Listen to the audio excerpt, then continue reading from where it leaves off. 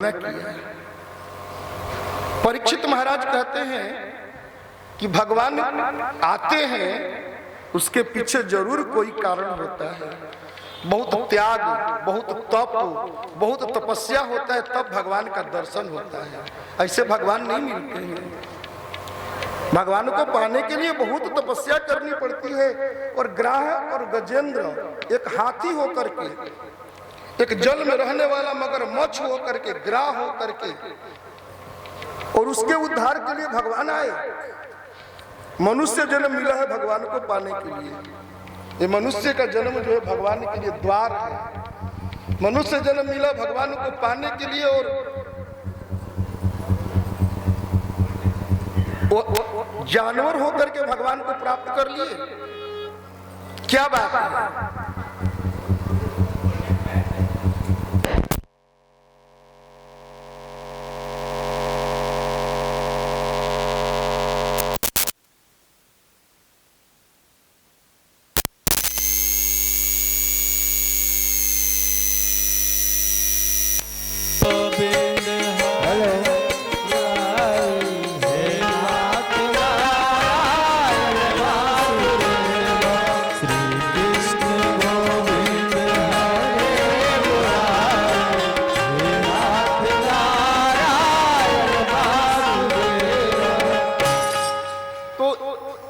जानवर होकर के भगवान को उपलब्ध हो गए।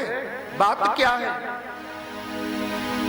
जानवर होने के बाद आखिर कोई ना कोई उनका संस्कार होगा भगवान की उपलब्धि के लिए। तो सुखदेव जी कहते हैं परीक्षित, वो पूर्व जन्म में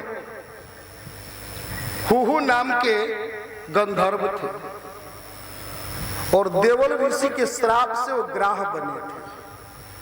जब देवल ऋषि ने उन्हें श्राप दिया था तो उन्होंने स्तुति करी कि भगवान आपने हमें श्राप दे दिया। हम अपने सौंदर्य के मध्य में चूर थे, हम गंधर्व थे, सुंदर गान करने वाले थे, मेरा कैसे उद्धार होगा। देवल ऋषि ने कहा कि संत का दर्शन कभी वृथा नहीं होता है।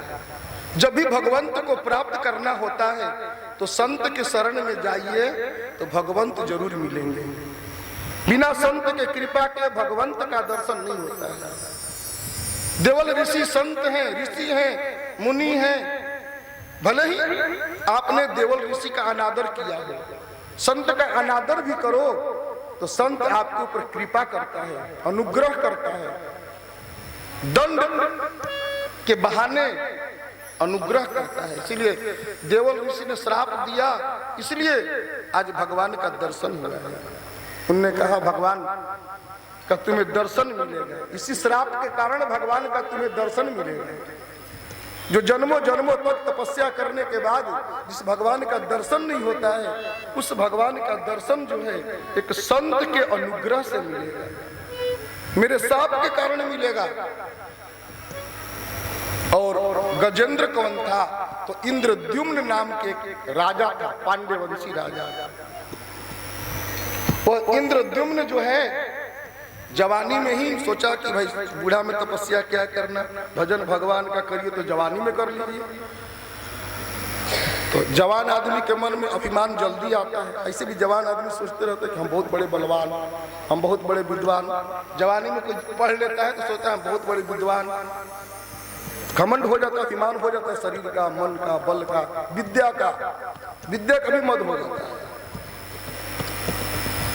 ऐसा नहीं लगता है कि हम विद्वान नहीं हैं, बड़े पढ़े लिखे हम विद्वान हैं। तो अगस्त ऋषि का वो शिष्य था इंद्रद्युम्न, जाकर तपस्या कर रहा है कुटिया बना के। अगस्त ऋषि ने सोचा कि चेला है भाई, चलो मिलने चलते हैं चेला से। अगस्त ऋषि मिलने के लिए गए शिष्य से, इंद्रद्युम्न से। मालूम इंद्रद्युम्न आंख बंद करके बैठा ध्यान लगा। अब ध्यान भी काहे को लगने जाए, ध्यान इतना आसान नहीं है। तो ध्यान नहीं लगा था। आंख बंद करके बैठा हो और ध्यान नहीं लगा हो तो मन तरह तरह की बातों को सोचते रहता है, और मन तरह तरह की बातों को सोचते रहे। ध्यान लगेगा तो नहीं सोचेगा, लेकिन ध्यान नहीं लगेगा तो सोचेगा। मन सोचेगा तो बीच में आंख खोल खोल के देखते रहेंगे कौन आ रहा है। हम ध्यान में बैठे हैं, लोग मेरे को फूल माला चढ़ा रहे हैं कि नहीं चढ़ा रहे हैं, मेरा आदर सम्मान हो रहा है कि नहीं हो रहा है, दिखावे के लिए भी ध्यान। तो मन में दिखावा लगा हुआ है। अगस्त ऋषि आ गए। अगस्त ऋषि को देख करके इंद्रद्युम्न ने आंख बंद कर ली। गुरुदेव आए, लेकिन उठ करके गुरुदेव का स्वागत नहीं किया। गुरुदेव ने सोचा कि यदि मैं इसे श्राप नहीं देता हूं तो नरक में चला जाएगा और मेरा चेला है। और गुरु का धर्म होता है कि अपने शिष्य को नरक में नहीं जाने देना।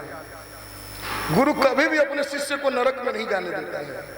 शिष्य कितना भी नीच प्रकृति का हो जाए, लेकिन गुरु जो है अंतिम तक कोशिश करता है कि मेरा चेला जो है नरक में न जाए।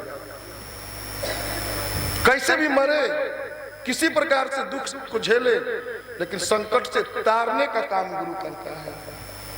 तो गुरु ने सोचा कि इसको श्राप नहीं देंगे तो नरक में चला जाएगा, और हमारा चेला है और नरक में चला जाएगा तो काम गड़बड़ा जाएगा।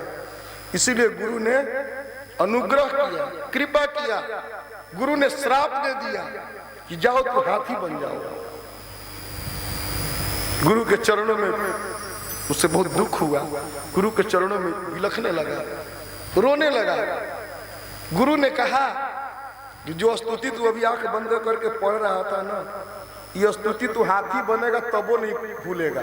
गजेंद्र मोक्ष ये गुरु की कृपा का फल है, बहुत बड़ा फल है गुरु की कृपा का। हमारे गुरुदेव ऐसे सदगुरु हैं कि जो उनके चरण में पड़ जाता था बोलते जाओ ब्राह्मण बन जाओ। जैसे वेद में गुरुदेव कहते थे कि यजुर्वेद में वाक्य है कि गिरि गुहायाम उपवरे नदी नाम च संग में धिया विप्रह अजायत। गिरि गुहायाम उपवरे, पहाड़ की गुफाओं में बैठ करके, नदी नाम च संग में, नदियों के संगमों में बैठ करके ध्यान करने से धिया विप्रह अजायत, मनुष्य विप्र बन जाता है, विप्र हो जाता है। तो ऐसे सदगुरु के सानिध्य पाने के बाद उत्तम गति की प्राप्ति हो जाती है। गुरुदेव ने कहा भूलोगे नहीं स्तुति तुम, और जब तुम संकट में पड़ोगे ग्रह तुम्हारा पैर पकड़ेगा, यही स्तुति तुम पाठ करोगे हाथी बनने के बाद भी अपने आप स्तुति जो है स्मरित हो जाएगा, स्मरण में आ जाएगा। और स्मरण में आ जाने से साक्षात नारायण भगवान प्रकट होंगे। जो जन्मों जन्मों तक तपस्या करने के बाद नारायण भगवान का दर्शन नहीं होता है, वह नारायण भगवान जो है तुझे सहज में प्राप्त हो जाएंगे। तो गुरु श्राप दिए कि आशीर्वाद दिए? गुरु की कृपा हुई ना, गुरु का अनुग्रह हुआ ना। तो उसी अनुग्रह के परिणाम स्वरूप आज भगवान ने ग्रह और गजेंद्र का उद्धार किया है।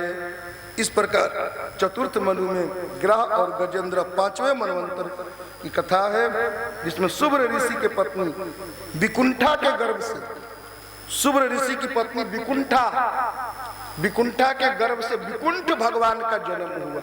प्रेम से बोलिए विकुंठ भगवान की जय। लक्ष्मी जी से के कहने से विकुंठ भगवान ने एक लोक का निर्माण किया था। उसी लोक का नाम पड़ा था वैकुंठ लोक। विकुंठ भगवान जो है, जो विकुंठा ऋषि की पत्नी, शुभ्र ऋषि की पत्नी विकुंठा के गर्भ से जो विकुंठ भगवान का जन्म हुआ, उन्होंने वैकुंठ लोक का निर्माण किया लक्ष्मी जी के कहने से, और सुंदर लोक बसाया वैकुंठ। छठे मनु है चक्षु मनु, उनके पुत्र हैं चाक्षुष, उनसे चक्षुष मनवंतर हुआ, छठवां मनवंतर, जिसमें भगवान ने कच्छप अवतार